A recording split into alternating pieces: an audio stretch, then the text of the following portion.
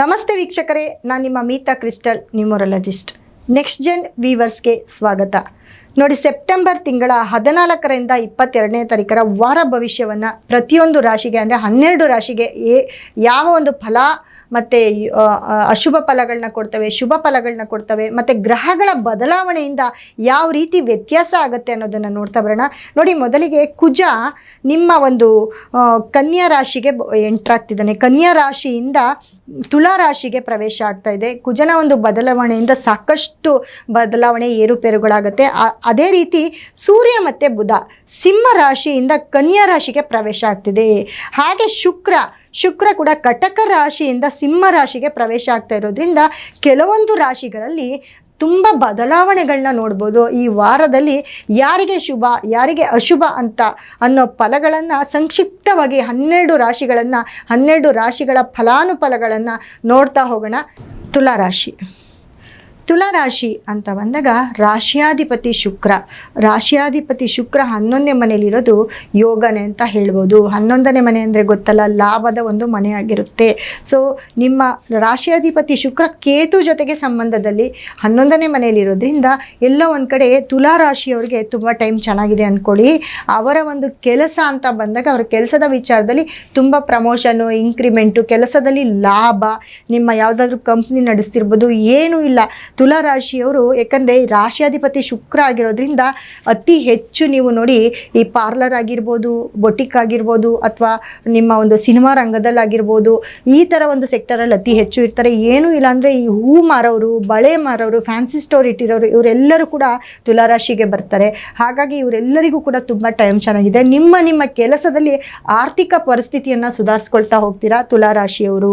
ಹಾಗಾಗಿ ರಾಶಿಯಲ್ಲೇ ಕುಜ ಇರೋದ್ರಿಂದ ಅಂದರೆ 2ನೇ ಮನೆ ಕುಜ ರಾಶಿಗೆ ಬಂದಿರೋದ್ರಿಂದ ಎಲ್ಲೋ ಒಂದು ಕಡೆ ನಿಮಗೆ ಧನ ಆಗಮನ ಜಾಸ್ತಿ ಆಗ್ತಾ ಹೋಗುತ್ತೆ. ಧನದ ಅರಿವು, ಆರ್ಥಿಕ ಪರಿಸ್ಥಿತಿ ಸುಧಾರಿಸ್ತಾ ಹೋಗುತ್ತೆ. ಯಾಕಂದರೆ ಇಷ್ಟು ದಿನ ನಿಮ್ಮ ಟೈಮ್ ಕೆಟ್ಟಿತ್ತು. ಬಟ್ ಈ ಒಂದು ವಾರ ನಿಮಗೆ ತುಂಬ ಒಳ್ಳೆ ವಾರ ಅಂತ ಹೇಳ್ಬೋದು.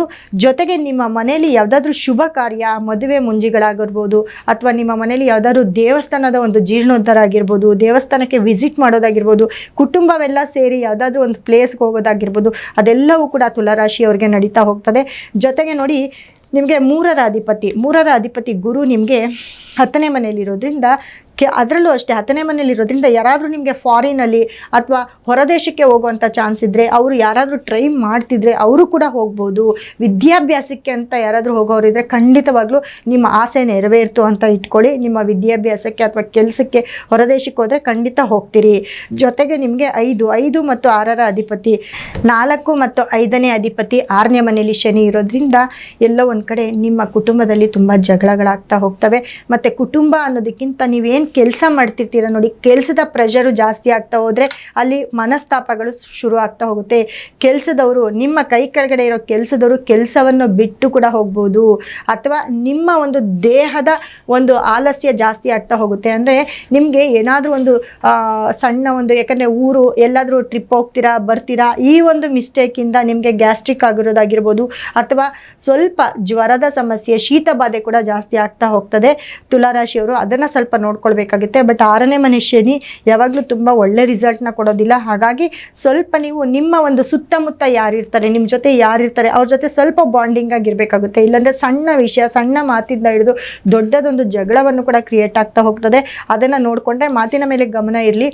ಮತ್ತು ಎದುರಿಗಿರೋ ವ್ಯಕ್ತಿಗೆ ಹೇಗೆ ಮಾತಾಡಬೇಕು, ಏನು ಮಾತಾಡಬೇಕು ಅನ್ನೋದನ್ನು ಸ್ವಲ್ಪ ಆಲೋಚನೆ ಮಾಡಿ ಮಾತಾಡಿದ್ರೆ ತುಂಬ ಒಳ್ಳೆಯದಾಗುತ್ತೆ. ಇಲ್ಲಾಂದರೆ ನಿಮ್ಮ ಒಂದು ವಿಷಯನ ಎಲ್ಲೋ ಒಂದು ಕಡೆ ಬಹಿರಂಗ ಪಡಿಸುವಂಥ ಒಂದು ವಾರ ಇದಾಗಿರುತ್ತೆ. ಅದನ್ನು ಸ್ವಲ್ಪ ಕೇರ್ಫುಲ್ಲಾಗಿ ನೋಡ್ಕೊಳ್ಬೇಕಾಗುತ್ತೆ. ಮತ್ತು ನೋಡಿ, 8ನೇ ಮನೆ ಅಧಿಪತಿ ಕುಜ ನಿಮಗೆ ರಾಶಿಗೆ ಬಂದಿರೋದ್ರಿಂದ ಅದು ನಿಮಗೆ ಒಂದು ಯೋಗನೆ ಅಂತ ಹೇಳ್ಬೋದು. ಎಲ್ಲೋ ಒಂದು ಕಡೆ ಆಸ್ತಿ ಬರ್ಬೋದು, ಆದರೆ ಎಲ್ಲೋ ಒಂದು ಕಡೆ ಸಣ್ಣ ಮಿಸ್ಟೇಕು, ಜಗಳ ಕದನದಿಂದ ಆಸ್ತಿ ಬರುವಂಥ ಚಾನ್ಸಸ್ಸು ಅತಿ ಹೆಚ್ಚಾಗಿರುತ್ತೆ. ಹಾಗಾಗಿ ತುಲಾ ರಾಶಿಯವ್ರಿಗೆ ಈ ವಾರ ಸ್ವಲ್ಪ ಆರ್ಥಿಕದಿಂದ ತುಂಬ ಚೆನ್ನಾಗೇ ಇರ್ತೀರ. ಆದರೆ ಜೊತೇಲಿ ಇರೋರಿಂದ ಸ್ವಲ್ಪ ಎಲ್ಲೋ ಒಂದು ಕಡೆ ವೈಮನಸ್ಸು ಆಗ್ತಾ ಹೋಗ್ತದೆ. ಅದಕ್ಕಾಗಿ ನೀವು ಅತಿ ಹೆಚ್ಚು ತುಲಾರಾಶಿಯವರು ಹೆಣ್ಣು ದೇವಸ್ಥಾನ ಇರುತ್ತೆ, ಹೆಣ್ಣು ದೇವರ ದೇವಸ್ಥಾನ ಆಗಿರ್ಬೋದು, ಹೆಣ್ಣು ದೇವಿಯನ್ನು ಆರಾಧಿಸೋದಾಗಿರ್ಬೋದು, ಇದನ್ನು ಮಾಡ್ತಾ ಹೋದರೆ ಖಂಡಿತ ನಿಮಗೆ ಒಳ್ಳೆಯದಾಗುತ್ತೆ ಅಂತ ಹೇಳ್ತಾ, ಜೊತೆಗೆ ನೀವು ಶುಕ್ರನ ಒಂದು ಬ್ರೇಸ್ಲೆಟ್ನ ಯೂಸ್ ಮಾಡಿ ಖಂಡಿತ ನಿಮಗೆ ಅದೃಷ್ಟ ಅನ್ನೋದು ಮತ್ತೆ ಹೆಚ್ಚಾಗ್ತಾ ಹೋಗ್ತದೆ. ಅದೃಷ್ಟ ಅನ್ನೋದು ಉಕ್ಕಿ ಬರುತ್ತೆ ಅಂತ ಹೇಳ್ತಾ ಮುಂದಿನ ರಾಶಿಯ ಬಗ್ಗೆ ಮಾತಾಡ್ತಾ ಹೋಗ್ತೇನೆ. ಮುಂದಿನ ರಾಶಿ